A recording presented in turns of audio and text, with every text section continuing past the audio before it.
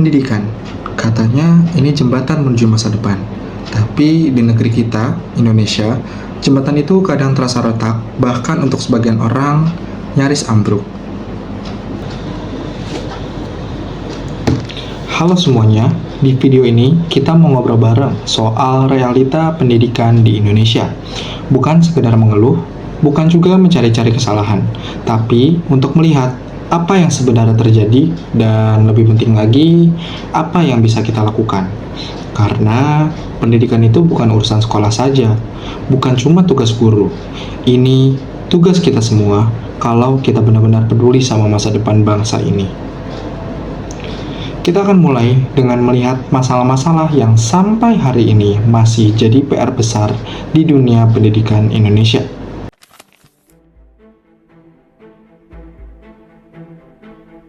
Kita masuk ke masalah pertama, akses pendidikan yang tidak merata.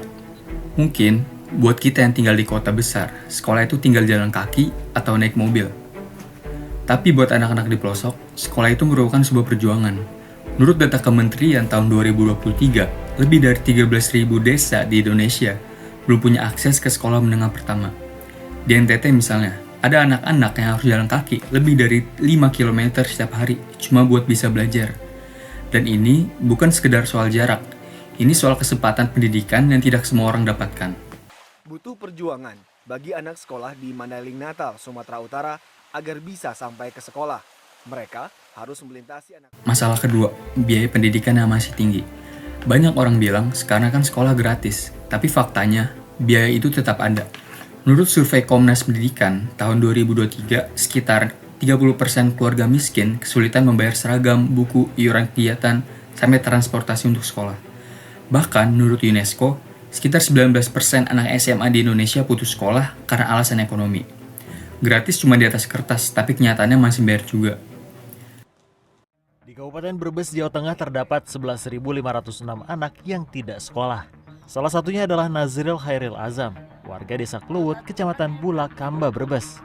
Sejak lulus SD tahun 2023 lalu, Azam tidak melanjutkan ke jenjang SMP karena alasan ekonomi keluarga.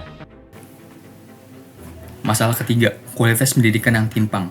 Kalau kita lihat data PISA tahun 2022, skor literasi membaca siswa Indonesia hanya 371, sedangkan rata-rata dunia 487.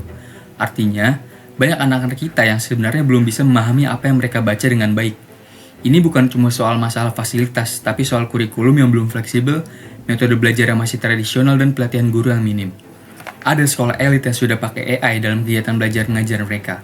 Tapi di sisi lain, ada sekolah yang gurunya harus ngajar tanpa buku yang cukup, bahkan tanpa listrik. Kerusakan meja kursi untuk kegiatan belajar mengajar SDN Bandung 1 Tegal Selatan jumlahnya mencapai 90%. Jumlah keseluruhan sesuai murid ada 166 meja kursi dan 144 meja kursi diantaranya rusak.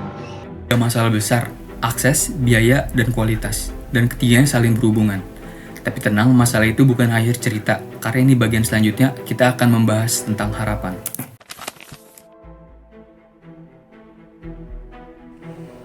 Setiap masalah yang datang, tentunya ada solusi yang datang juga bersama di sampingnya. Dan kalau kita mau, ada banyak hal yang bisa kita lakukan untuk memperbaiki pendidikan di Indonesia. Yang pertama soal akses. Pemerintah perlu mempercepat pembangunan sekolah di daerah 3T. Tapi bukan hanya itu, kita bisa memanfaatkan teknologi online seperti e-learning berbasis offline. Contohnya di Papua sana, sudah mulai ada program tablet berisi materi belajar yang bisa dipakai tanpa internet. Kolaborasi antara pemerintah, swasta, dan juga komunitas lokal adalah kunci untuk menjalankan e-learning berbasis offline. Lalu, solusi kedua ada masalah biaya. Program bantuan pendidikan harus lebih tepat sasaran. BOS, PIP, dan beasiswa daerah harus diperluas. Bukan hanya untuk anak yang pintar, tapi semua anak yang berjuang keras untuk menempuh pendidikan. Selain itu, perlu ada skema transportasi dan perlengkapan sekolah, supaya keluarga yang kurang tidak harus lagi memilih sekolahkan anak atau makan hari ini. Yang ketiga, soal kualitas. Pendidikan kita butuh transformasi, butuh perubahan. Investasi pelatihan guru harus diperbanyak. Gaji guru juga harus layak. Bukan hanya untuk memenuhi hidup, tapi supaya mereka bisa berkembang. Kurikulum pun harus berubah. Dari yang awalnya hafalan, jadi keterampilan berpikir kritis. Dari yang tadinya teori, jadi proyek nyata. Karena dunia hari ini butuh pemikir, bukan hanya sekedar penghafal. Banyak hal yang harus dibenahi, tapi satu hal yang pasti, masa depan pendidikan ada di tangan kita semua.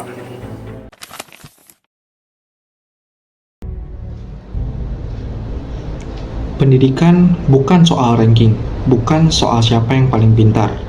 Pendidikan itu soal membuka pintu, memberi pilihan. Dan di Indonesia, pintu itu belum terbuka untuk semua anak. Ki Hajar Dewantara pernah bilang, dengan pendidikan, kita menuntun segala kekuatan kodrat yang ada pada anak-anak, agar mereka sebagai manusia mencapai kebahagiaan setinggi-tingginya. Kita punya tugas, menuntun mereka membuka pintu itu. Karena kalau kita diam, kita membiarkan jutaan anak kehilangan masa depannya. Mulai dari sekarang, mari kita peduli. Mari kita bertindak. Pendidikan itu hak semua orang, bukan hanya untuk mereka yang mampu.